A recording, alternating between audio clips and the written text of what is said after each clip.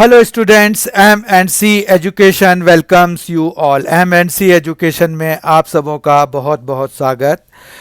Today we are going to do permutations and combinations जो कि class 11 chapter 7 से related है।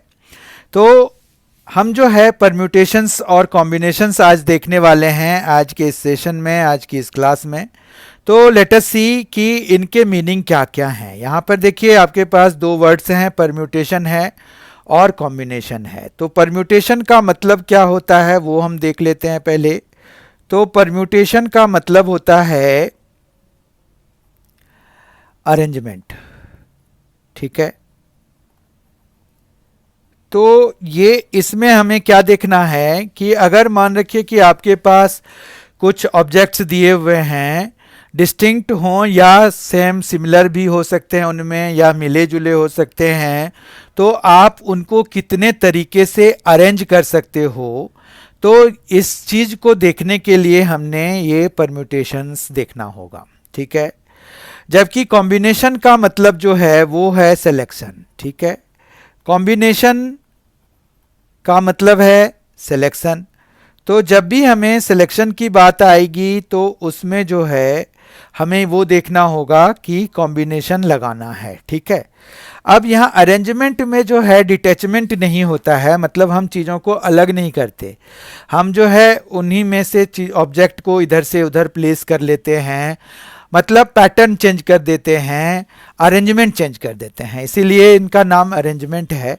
जबकि सिलेक्शन में आप डिटैचमेंट है कि चीज़ों को आप सेलेक्ट करके, कोई ग्रुप दिया हुआ है उसमें से, जैसे मान रखिए 10 पीपल हैं, उनमें से आपको 4 पीपल अगर सेलेक्ट करने हैं तो आप उन 4 को अलग कर दोगे ना, तो यहाँ पर डिटैचमेंट होता है। जबकि अगर 4 पीपल हैं और उनको आपको अरेंज करना है तो there is no detachment there. तो इस चीज़ का ध्यान रखिएगा, ये डिटैचमेंट और इसका कंसेप्ट आपको बड़ा यूज़फुल हो जाएगा ये पता करने में। कई बार क्या होता है कि जब हम आगे कर लेते हैं तो हमें जो है कौन सा क्वेश्चन परम्यूटेशन से बनेगा, कौन सा हमारा कॉम्बिनेशन से बनेगा, तो हमें पता नहीं चल पाता है।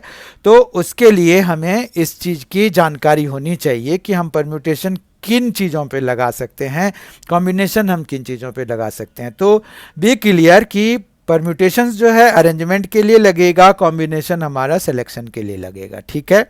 तो यही है हमारे पास। एक्चुअली अगर परम्यूटेशंस या कॉम्बिनेशंस को हम समझें तो ये हम क्यों पढ़ रहे हैं, तो हमारे पास ना, जैसे मान रखिए कि 10 क्वेश्चन का सेट है हमारे पास, ठीक है। तो हम अगर हमें मान रखिए कि 3 सेट किसी को देने हैं तो हम कितने तरीके से वो दे सकते हैं। तो ये जो है ये हम परम्यूटेशन कॉम्बिनेशंस के अंदर पढ़ेंगे, ठीक है। या फिर जैसे फोटोग्राफी सेशन है, उसमें मान रखिए कि 5 फ्रेंड्स हैं, तो 5 फ्रेंड्स कितने अरेंज, मतलब आपस में वो पोजीशंस चेंज कर करके कितने अलग अलग फोटोज खींच सकते हैं, ये हम इस चैप्टर में पता कर सकते हैं, ठीक है। तो ये चैप्टर कर लेने के बाद हमें इन सब चीज़ों की जानकारी हो जानी चाहिए।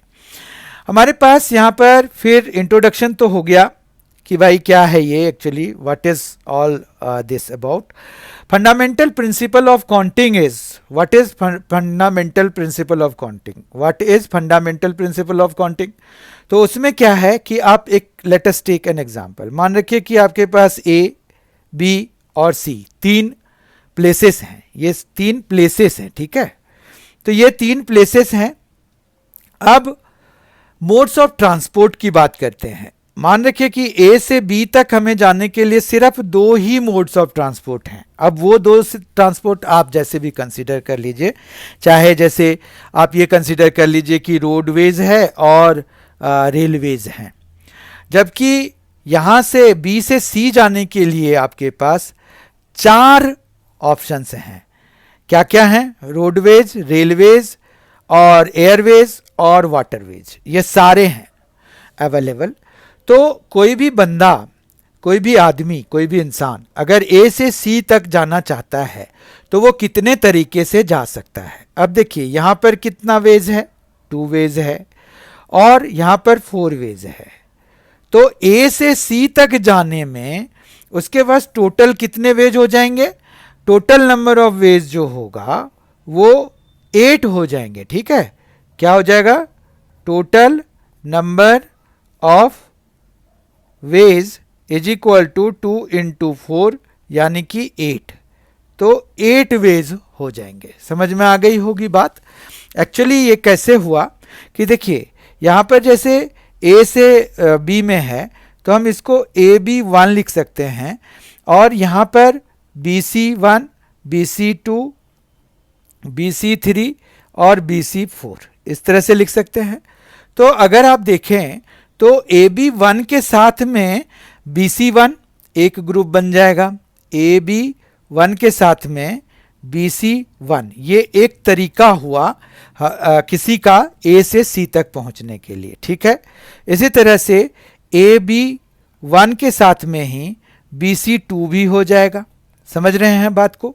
फिर AB1 के साथ में ही BC3 भी हो जाएगा, और AB1 के साथ में ही BC4 भी हो जाएगा। तो इस तरह से सिर्फ AB1 के लिए 4 ऑप्शंस आ चुके हैं। ठीक है, अगर हम इसका एक सेट बना दें कि भाई कितने तरीके से कोई इधर से A से C की तरफ जा सकता है। अब देखिए ये AB2 ले लेते हैं, ये दूसरा तरीका हो गया।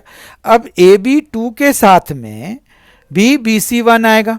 ठीक है, फिर AB2 के साथ में फिर क्या आ जाएगा? फिर से BC2 आ जाएगा।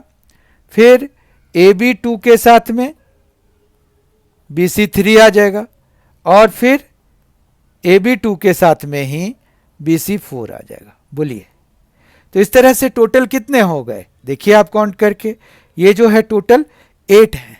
तो इस तरह से 8 तरीके से कोई A से C में जा सकता है। तो इसमें क्या हुआ? फंडामेंटल प्रिंसिपल ऑफ काउंटिंग क्या है? तो इसका मतलब ये है कि जैसे कोई काम करने का पहला चरण आपका 3 तरीके से हो रहा है, दूसरा चरण 2 तरीके से हो रहा है, तो टोटल कितने तरीके से हो पाएगा ये? तो 6 तरीके से हो जाएगा, क्योंकि 3 इंटू 2 हो जाएगा, जैसे अभी यहाँ 2 इंटू 4 हो गया है। ठीक है, तो आइए हम जो है इन्हीं फंडामेंटल प्रिंसिपल ऑफ काउंटिंग के बेसिस पर कुछ क्वेश्चंस को सॉल्व करते हैं। पहला क्वेश्चन है, find the number of 4 letter words with और without meaning which can be formed out of the letters of the word rose where the repetition of the letters is not allowed. अब देखिए यहाँ पर ना 2 तरीके से आपको क्वेश्चन पूछे जाएंगे। एक तो वो होगा जिसमें कि रिपीटेशन ऑफ लेटर्स अलाउड होंगे, एक वो होगा जिसमें कि रिपीटेशन अलाउड नहीं होंगे। तो आपको बहुत ध्यान से क्वेश्चन पढ़ना पड़ेगा कि ये नॉट अलाउड है या अलाउड है। अब देखिए यहाँ रिपीटेशन अलाउड नहीं है, और 4 लेटर वर्ड्स भी बनाने हैं, और रोज में भी फॉर्चुनेटली हमारे पास 4 ही लेटर्स हैं। ठीक है बात? तो रोज में 4 लेटर्स हैं, R है, O है, S है और E है। ठीक है बात? तो यहाँ पर 4 लेटर्स को आपस में अरेंज करके हम कितने वर्ड्स बना सकते हैं? अब देखिए कितने वर्ड्स को ही हम बता सकते हैं। क्यों? विद और विदाउट मीनिंग, इसके लिए हमें इंग्लिश में महारत होनी चाहिए कि भाई जितने भी वर्ड्स हमने बनाए उन सबको हम देख पाएं कि भाई कोई मीनिंग निकल पा रहा है कि नहीं निकल पा रहा है। इसके लिए हमारा वोकाबुलरी बहुत ही स्ट्रांग होना चाहिए। तो हम मैथमेटिकली देख रहे हैं, इसलिए हम जो है विद और विदाउट मीनिंग यहाँ पर हमें हमेशा यही आएगा। हम we need not to consider कि हमें मीनिंग निकल रहा है कि नहीं निकल रहा है। एक्चुअली हमें अरेंजमेंट के बारे में पूछ रहे हैं कि कैसे हम अरेंज कर सकते हैं। ठीक है बात? तो यहाँ पर 4 लेटर्स को अरेंज करना है, तो it will be equivalent to arranging 4 objects in 4 boxes. ठीक है, तो हमने 4 बॉक्सेस बना लिए। अब देखिए इनमें से 4 में से कोई भी हम यहाँ पर फिल कर सकते हैं। तो हमारे पास फिर दूसरे बॉक्स पे जब जाएंगे तो 3 बचेंगे, जबकि तीसरे पे जाएंगे तो 2, और चौथे पे जाएंगे तब तक सिर्फ एक सिंगल बॉक्स बचा रहेगा।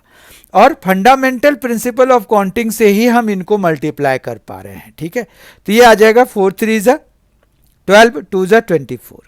तो इस तरह से 24 वर्ड्स, 4 लेटर वर्ड्स बन सकते हैं रोज के लेटर्स को आपस में अरेंज करके, जबकि रिपीटेशन ऑफ लेटर्स अलाउड नहीं है। ठीक है, अब यहां पर एक क्वेश्चन के बारे में नोट कर लीजिए आप। ये नोट ये करना है आपको कि यहां पर लिखना पड़ेगा, आपको यहां पर एक्सप्लेन करना पड़ता है। Only making the boxes and multiplying and writing the final answer will not do. यहाँ पर आपको बहुत अच्छे से आंसर को रिप्रेजेंट करना पड़ेगा कि rose has 4 letters. Now number of words which can be made by using 4 letters will be equal to arranging 4 objects in 4 boxes, right? तो फिर उसको एक्सप्लेन करेंगे कि भाई first box can be filled in 4 ways, then second box can be filled in 3 ways, third box can be filled in 2 ways and fourth and the last box can be filled in 1 way only. तो फिर total number of veg हमारे पास 24 इस तरह से आ जाएगा. ठीक है, तो आपको इसको लिखना भी सीखना पड़ेगा. तो जो जो कहा मैंने, अगर आप इसको लिख सकते हैं तो वीडियो को फिर से पॉज करके आप लिख लीजिए, ये आपके बड़े काम की चीज़ है. आइए सेकेंड क्वेश्चन देखते हैं. How many 2 digit numbers can be formed from the digits 1 2 3 4 5 6 7. 7 तक हैं, 1 से लेके 7 तक हैं.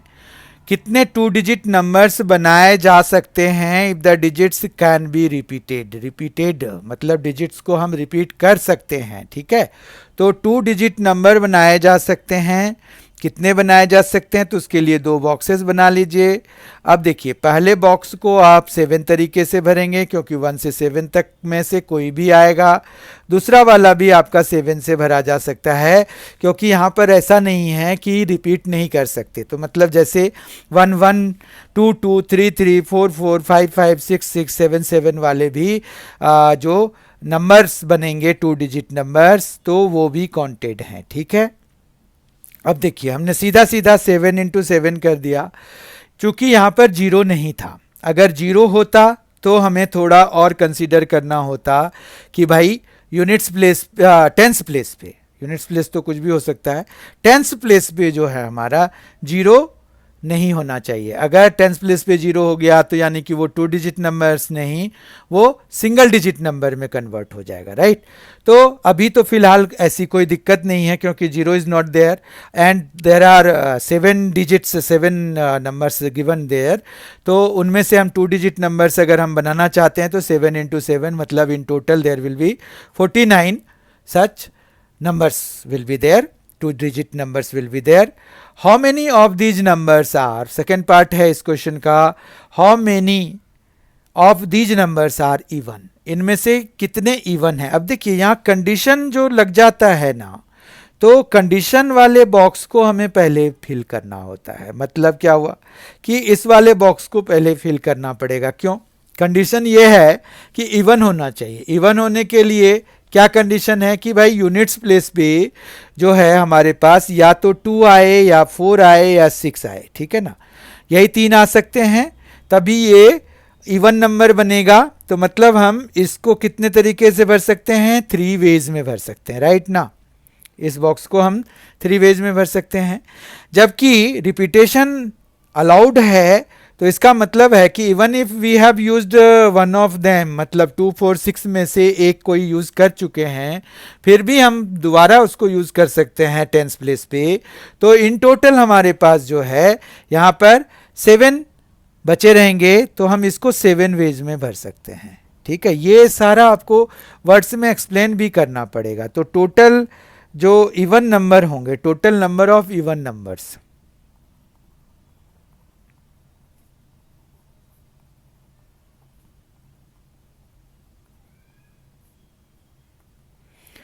सेवन इंटू 3 हो जाएगा. ठीक है, जो कि आपका 21 दे जाएगा. समझ में आ गया. क्वेश्चन थर्ड देखते हैं, थोड़ा और क्लियर हो जाएगा. ये क्वेश्चन है, find the number of different signals that can be generated by arranging at least 2 flags in order one below the other on a vertical staff if 5 different flags are available. अब ये question देखिए, इसमें ना आपके पास क्या है कि 5 फ्लैग्स अवेलेबल हैं, 5 डिफरेंट फ्लैग्स आर अवेलेबल, और हमें 2 ही यूज करने हैं. या देखिए यहाँ क्वेश्चन है एट लीस्ट 2. ठीक है, तो यहाँ पर जो है आपके बहुत सारे ऑप्शंस खड़े हो गए. कैसे? यहाँ पर देखिए एटलीस्ट 2 फ्लैग्स जैसे ही यूज कर लिया उन्होंने, तो इसका मतलब है कि हम 2 से लेके 5 फ्लैग्स तक के जितने सिग्नल बनाए जा सकते हैं वो सारे सिग्नल्स को हमें काउंट करना होगा, ठीक है। तो मतलब हम यहाँ पर पहला जो लिखेंगे कि number of signals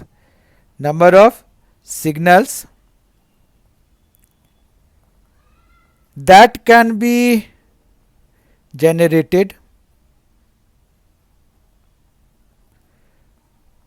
by using 2 flags is equal to क्या हो जाएगा। अब देखिए ये इस तरह का हो गया कि आपके पास यहाँ पर 2 बॉक्सेस हैं और दोनों हॉरिजॉन्टल, मतलब यहाँ पर ये ऐसे हैं वर्टिकल बॉक्सेस हैं, मतलब वन बिलो द अदर हैं, क्योंकि यहाँ पर उन्होंने वैसे ही कहा है ना कि वन बिलो द अदर, ये देखिए आप, ठीक है। तो यहाँ पर जो है 2 फ्लैग्स जब हम करेंगे तो इसको हम 5 तरीके से, जबकि इसको हम 4 तरीके से, क्योंकि फ्लैग्स है ना तो यहाँ रिपीटेशन या नॉन रिपीटेशन वाली बात नहीं है, क्योंकि 5 फ्लैग्स आपको दिए हुए हैं तो उनमें से अगर आप एक फ्लैग कहीं यूज़ कर लेंगे तो रिपीटेशन की तो बात ही नहीं है ना, वही फ्लैग आप दोबारा यहाँ पर थोड़ी यूज़ कर सकते हैं, नहीं कर सकते, ठीक है। तो यहाँ पर क्या हो जाएगा 5 × 4, मतलब पहला तो यही हो गया कि भाई 20 हो गया, ठीक है। जबकि अगर आप देखें तो ऐसा हो सकता है कि 3 फ्लैग्स भी यूज़ करके हम बनाएं, तो 3 फ्लैग्स के केस में क्या बनेगा, ये देखिए यहाँ पर ये है कि 5, 4 और 3 हो गया, तो मतलब टोटल कितना हो गया 5 × 4 × 3, ये 3 फ्लैग्स से बना, ठीक है, 3 फ्लैग्स से बन रहा है, तो ये आ गया 60, ठीक है। फिर हमें 4 फ्लैग्स से भी बनाना पड़ेगा, क्योंकि हमें 5 फ्लैग्स तक हैं अवेलेबल, तो टोटल हमें 5 फ्लैग्स तक जाना होगा। अब यहाँ पर 1, 2 और 3 और 4 हो गया, ठीक है। तो ये 5, ये 4, ये 3 और ये 2, ठीक है। तो यहाँ 4 फ्लैग्स के कितने सिग्नल्स बन सकते हैं, तो ये हो जाएगा 5 × 4 × 3 × 2, तो ये कितना हो गया 120। समझ में आई बात। अब अगर सारे all 5 flags are being used, then what will happen, how many signals can be generated in that case.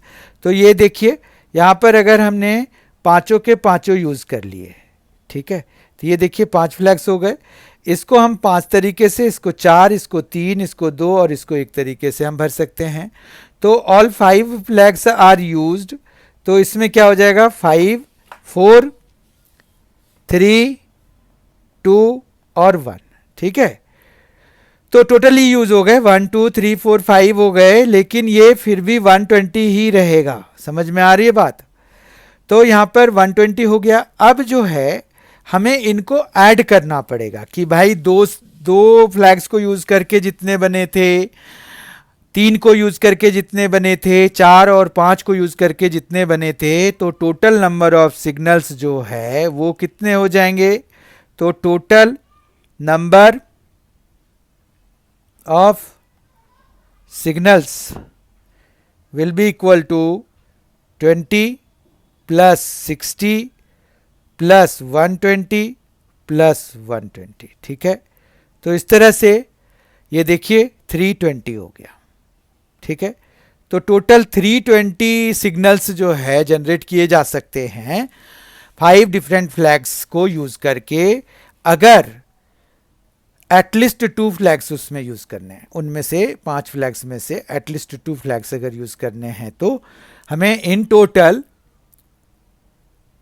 320 signals will be generated, ठीक है। इस तरह से हमने आज जो है परम्यूटेशंस एंड कॉम्बिनेशन का इंट्रोडक्शन कर लिया और फंडामेंटल प्रिंसिपल ऑफ काउंटिंग कर लिया, जिसमें कि हमें यूजुअली मल्टीप्लाई करना होता है कब तक, जब तक कि केसेस कंप्लीट नहीं हो जाए, और उसके बाद ऐड करना होता है जब केस कंप्लीट हो जाए। मेरा मतलब ये है कि जैसे इसी लास्ट क्वेश्चन को ध्यान से देखिए आप, तो इसमें से पता चलेगा आपको कि यहाँ पर जैसे हमने 2 फ्लैग्स के लिए किया तो हमने आपस में मल्टीप्लाई करके उनके ऑप्शंस निकाल लिए कि भाई टोटल कितने पॉसिबल हैं। 3 फ्लैग्स को यूज़ करके इतने हैं, 4 फ्लैग्स को यूज़ करके इतने हैं, 5 फ्लैग्स को यूज़ करके इतने हैं। लेकिन हमें जब टोटल का पता करना था तो हमने सबको फिर इंडिविजुअली ऐड किया। तो मल्टीप्लिकेशन कब तक करते हैं? अब जैसे तब तक ना, जब तक का हम जैसे मान रखिए कि 2 फ्लैग्स हम कंसिडर कर रहे थे, तो 2 फ्लैग्स से कितने बनाए जा सकते हैं? वो एक केस हो गया। केस 2 हो गया कि भाई 3 फ्लैग से कितने बनाए जा सकते हैं। तो जब केसेस हैं तो एक सिंगल केस के अंदर आपके पास जितने भी कंपोनेंट्स होंगे उनको आपको मल्टीप्लाई कराना है, और जो नंबर वो केसेस में जो नंबर हैं, टोटल नंबर ऑफ वेज हैं, उनको आपको बाद में ऐड कराना होता है। ठीक है, तो इस तरह से हमने ये भी देख लिया कि fundamental principle of counting basically होता क्या है। बहुत ध्यान से आपको सुनने की, समझने की जरूरत है। आई होप कि आपको समझ में आ गया होगा, सारी चीजें आपको समझ में आ गई होंगी। और in the next class we will start permutation, जिसमें कि हम NP-R वाले नोटेशन को लेंगे, उसके हम LCM देखेंगे, HCF देखेंगे और डिफरेंट प्रॉब्लम्स उनमें से हम सॉल्व करेंगे। तो तब तक के लिए thank you so much for being with us. Enjoy yourself.